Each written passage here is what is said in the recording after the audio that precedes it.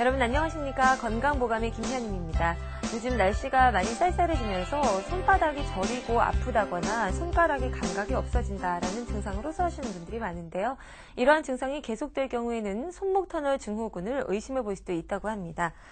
자, 손목 터널 증후군이 심할 경우에는 전화기를 든다던가 젓가락을 짚는 등의 간단한 동작도 어렵다고 하는데요. 오늘 이 증상에 대해서 자세하게 알아보도록 하겠습니다.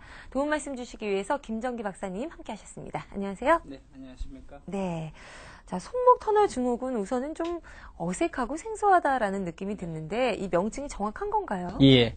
우선 증상을 겪는 분들은 의외로 많은데 네. 이 증상명을 알고 있는 경우는 좀 드물고요.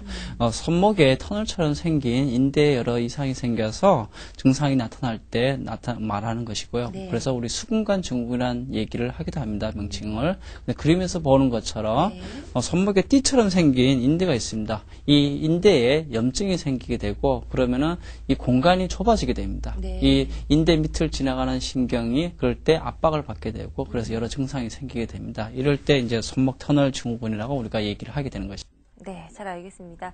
우선은 손과 관련된 증상이다라는 생각이 드는데 이 손에 찌릿찌릿하고 통증이 오는 이러한 증상 이외에 손목 터널 증후군 다른 증상들도 있나요? 네, 우선은 저린 증상, 그 다음에 통증, 그래서 찌릿찌릿한 느낌 이제 말씀하셨는데 그런 증상과 함께 힘이 안 들어가는 증상이 동반되기도 합니다. 그럼 물건을 집을 수 그렇죠. 없겠네요. 네, 저린 감뿐만 아니라 손에 힘이 안 들기 때문에 예. 뭐 전화를 든다든지 우리 젓가락을 쓴다든지 일상생활할 때도 그런 증상을 많이 느끼게 되고요. 특히 이 신경이 압박되는 거기 때문에 특히 엄지손가락하고 두 번째, 세 번째 손가락 이 상부 쪽으로 주로 증상들이 많이 나타나는 특징들이 있고요. 그러다 보니까 신경이 압박돼서 근육 탄력도 좀 떨어지는 그래서 힘이 안 들어가는 현상이 오는 것입니다. 네, 그렇군요. 이 손목에만 나타나는 것이 아니라 손 전체의 증상이 나타난다라는 것 알게 됐습니다.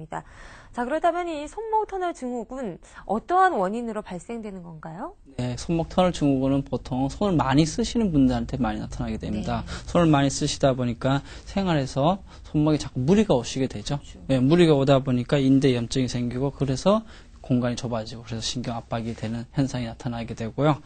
이런 손목 터널 증후군이 생기는 원인 자체가 명확하게 규정되어 있지는 않았는데 보통은 이제 손을 많이 쓰는 분들에게 생긴다. 그래서 손목 운동이 과도하게 된 경우에 발생한다라고 보시면 될 것 같습니다. 네, 잘 알겠습니다. 우리 어머님들께서 너 손목 아껴라, 나중에 고생한다 이런 이야기 했는데 다 근거가 있었던 얘기네요. 자, 손목 터널 증후군 특별히 자주 발생하는 연령대가 있는지 어떤지 궁금합니다. 우선은 좀 어르신분들께 많지 않을까 싶은데 어떤가요? 우리 중년의 어머님들에게 있어서 특히 많이 생깁니다. 우리 어머님들, 주부님들이 집안에서 가사 활동, 그렇죠. 음식 칼질 하시고, 걸레질 하시고, 이러다 보니까 손목을 굉장히 많이 사용하시게 됩니다. 맞습니다. 그러다 보니까 손목 터널 증후군이 우리 중년 어머님들에게 있어서 많이 나타나게 되고요. 최근에 와서는 우리 회사원들, 내근 업무를 하시는 분들이 컴퓨터를 많이 사용하시게 됩니다. 그래서 키보드를 쓰시고, 마우스를 많이 쓰시다 보니까 손목에 무리가 많이 돼서 젊은 층에 있어서도 컴퓨터를 많이 쓰시는 분들, 마우스를 많이 쓰시는 분들에게도 또 빈발하고 있다 보시면 될 것 같습니다. 네, 그렇군요. 마우스 클릭하는 거 이거 간단한 동작이라 뭐 무리가 오겠나 이렇게 생각했는데 계속해서 반복적으로 사용하다 보면 손목에 무리가 갈 수도 있군요. 잘 기억하셔야겠습니다. 자, 그렇다면 이 손목 증후군이 갑자기 손이 저리면서 나타나는 증상인지 아니면 이 순차적으로 증상이 심해지는 것인지 궁금한데 어떻습니까? 처음에는 손목이 단순히 좀 뻑뻑한 느낌, 불편한 느낌 정도만 호소하고 느끼신 경우가 많습니다. 그러나 이것이 진행되게 되면은 조금 전에 말씀드린 것처럼 저린 느낌, 그다음에 통증, 그다음에 손에 힘이 안 들어가는 그런 증상들이 나타나게 되는데요. 특히 엄지손가락하고 두 번째, 세 번째 손가락이 주로 그런 느낌이 많이 드시게 됩니다. 네네. 우리 일상생활에서 제일 많이 쓰는 손가락들이라고 보시면 될 것 같아요. 근데 이 손가락들에 있어서 저린 증상과 통증이 오시다 보니까 생활에서 굉장히 불편함을 많이 느끼게 되시게 됩니다. 그런데 우리가 손에 손목 터널 증후군이 있으신 경우는 손가락 위주, 손목 아래쪽 위주로 증상이 나타나는 현상이 생기는데 뭐 우리가 저린 거 또 통증이 있다 보면 우리 목 디스크도 많이 생겨하시잖아요. 그런데 손목 터널 증후군은 손 아래에서만 주로 나타난다. 목 디스크나 이런 경우는 목부터 쭉 이어져서 내려오는 현상이 많이 있습니다. 그래서 조금 그렇게 구별이 되실 것 같습니다. 네, 잘 알겠습니다. 자, 이 손목 터널 증후군 하면은 처음에 작은 징후가 점자 손가락으로 또 말씀하신 것처럼 손목 아래 전체로 퍼질 수 있다는 것 기억하시고 조금이라도 이상한 징후가 나타난다면 방치하지 마시고 전문가의 도움을 받는 것이 현명하다는 것 꼭 기억하시기 바랍니다. 자, 그렇다면은 지금 설명 듣는 가운데 손목 터널 증후군 가운데 말씀하시는 내용 중에요. 손저림에 관한 내용들이 굉장히 많습니다. 근데 우선 좀 손이 저리다 하면 저희가 알고 있기로는 혈액순환 장애라든가 또는 중풍의 초기 증상을 의심하게 되는데요. 어떠한 차이가 있는 건가요?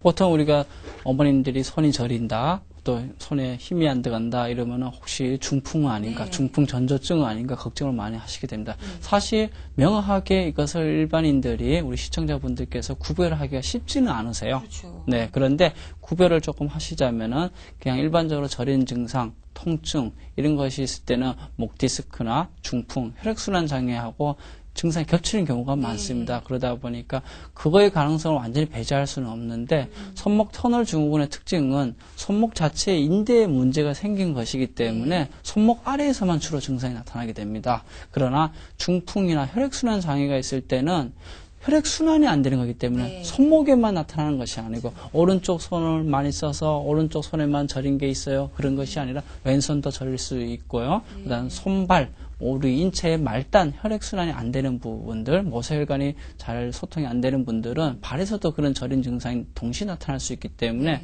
중풍이나 혈액순환으로 그런 저린 분들은 이제 손뿐만 아니라 어느 한쪽 손만 그런 것이 아니라 손발 전체적으로 혈액순환 장애, 저린 증상이 같이 나타나는 게 좀 감별할 수 있는 특징이라고 보시면 될 것 같습니다. 그리고 중풍 같은 경우는 그런 현상을 넘어서 뇌에 어떤 문제가 있는 거기 때문에 두통이나 어지러움, 메스꺼움 이런 것이 같이 동반되는 거가 있기 때문에 그런 증상이 있는 분들은 급히 전문가와 상의를 하시는 게 꼭 좀 필요할 것 같고요.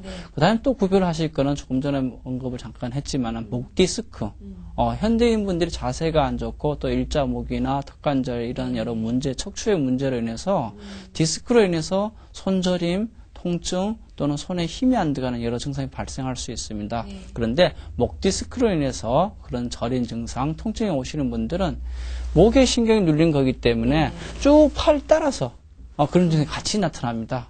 단순히 손 아래, 손목 아래에서만 증상이 나타나는 것이 아니라 목부터 해서 팔 따라서 쭉 손까지 이어져서 증상이 보통 나타나기 때문에 쉽게 좀 구별이 되실 것 같습니다. 그렇게 해서 감별을 좀 하시는 게 우리 어머님들이 손목 터널 증후군과 목 디스크, 중풍, 혈액순환 장애와의 구별을 좀 보시면 될 것 같고요. 손목 터널 증후군은 명확하게 손목 아래, 특히 엄지손가락 두 번째, 세 번째 손가락에서만 주로 나타난다라고 보시면 될 것 같습니다. 네, 잘 알겠습니다. 자, 그렇다면 이번에는 저희가 좀 간단하게 내가 손목 터널 증후군인지 아닌지 이렇게 확인할 수 있는 방법이 있다면 참 도움이 될 것 같아요. 자가 진단법에 대해서 좀 알아볼까요? 네. 우선은 손이 저리고 손가락이 저리고 아프실 때 목 디스크인지 중풍인지 혈액순환 장애인지 한번 생각을 해보시고 그런 것 같지 않다라고 보시면은 손목 터널 증후군을 확인하는 길은 엄지손가락과 새끼손가락을 이렇게 맞대보는 겁니다. 우리 시청자 여러분도 지금 함께 한번 해보시면 좋을 것 같아요. 네네. 이렇게 맞대서 힘을 꾹 주시게 되면은 엄지손가락 밑에 힘이 들어가면서 눌렀을 때 빵빵한 느낌이 들어요. 힘이 들어가면. 그런데 손목 터널 증후군이 있는 분들은 신경이 압박되기 때문에 이 근육에 힘이 안 들어갑니다. 이게 물렁물렁해요. 지금 저는 좀 그렇죠. 단단하신 편이죠. 네, 그렇죠. 이렇게 해서 우선 1차적으로 판단을 하실 수 있습니다. 물론 이걸로 했을 때 정상적인 반응이 나오는데도 손목 터널 증후군이 진행된 경우도 있지만은 이미 많이 진행되신 분들이라면은 신경 압박이 오래되시기 때문에 근육 자체도 많이 살이 빠져요. 네, 살이 빠진 상황에서 힘이 안 들어가기 때문에 우선 1차적으로 그렇게 좀 확인하시면 쉽게 좀 되지 않을까 싶습니다. 네, 잘 알겠습니다. 자가 진단 방법은 굉장히 좀 간단하기 때문에 누구나 다 해볼 수 있을 것 같습니다. 자, 그렇다면 손목 터널 증후군에 도움이 되는 운동이나 예방법 이런 것도 많이 도움이 될 것 같아요. 저희가 좀 소개받아 볼게요.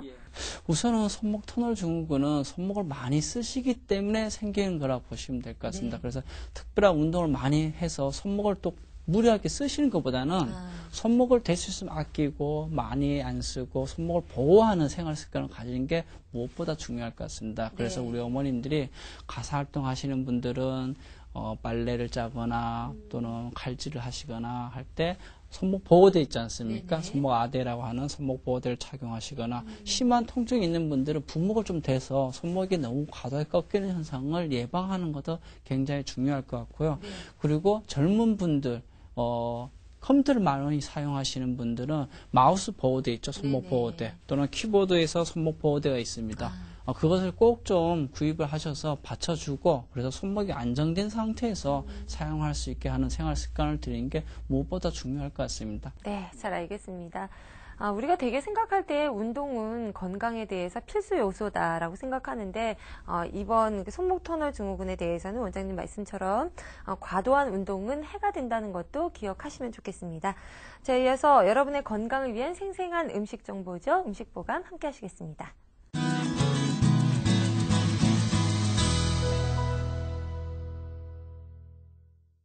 네, 오늘 이 시간 손목 터널 증후군에 대해서 함께 이야기 나눠보고 있습니다.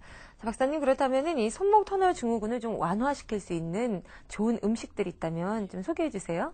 손목 터널 증후군이 있을 때는 우선은 그 염증을 다스리기 위해서 우선은 치료들을 많이 진행하셔야 되고요. 네. 그 다음에는 심하신 경우 수술을 하셔서 그 인대 밑에 염증을 제거하거나 또 공간을 넓혀주는 수술적인 치료가 필요하기도 합니다. 이런 수술 이후에는 손목을 많이 쓰지 않으신 게 무엇보다 중요할 것 같고요. 식이요법을 많이 좀 신경을 쓰셔야 되는데 그래서 외상을 입었을 때나 이런 수술 이후에는 우리 자극성 음식을 많이 피하고요. 비타민 섭취를 많이 해주는 게 무엇보다 중요할 것 같고요. 그 다음에 해조류 같은 채소나 해조류, 그 다음에 콩 제품, 콩, 두유 이런 종류를 많이 드시는 게 무엇보다 중요할 것 같습니다. 네, 지금 소개해 주신 두유, 콩으로 만든 대표적인 식품으로는 두부나 두유가 있는데 너무나 쉽게 저희가 섭취할 수 있는 음식이라 더 도움이 될 것 같습니다.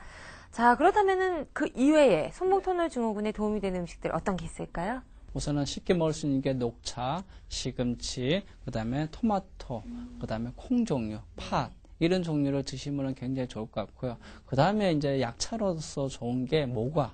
우리 가을, 겨울 이렇게 넘어갈 시기에 우리가 모과차를 감기 예방으로 많이 드시죠. 모과 자체는 감기를 예방하고 기침을 가라앉히고 가래를 삭히는 효과가 있을 뿐 아니라 소화기를 굉장히 좋게 만들어줍니다. 소화기를 좋아서 소화 흡수도 잘 되게 하고 무엇보다 중요한 거는 우리 손목 터널 증후군에 좋은 게 관절, 근육, 인대를 강화시키는 효과가 모과에 굉장히 많습니다. 그렇군요. 그래서 손목 터널 증후군이 있는 분들이 모과를 차로 드시거나 아니면 약주를 좋아하시는 분들은 술로 담가서 모과주를 해서 드셔도 굉장히 좋을 것 같고요. 네. 손목 터널 증후군 아니셔도 관절이 아프고 근육통이 많이 있으신 분들은 모과를 그렇게 차로 드신다면 더욱더 좋을 것 같습니다. 네, 그렇군요. 모과에 그런 효능이 있었네요.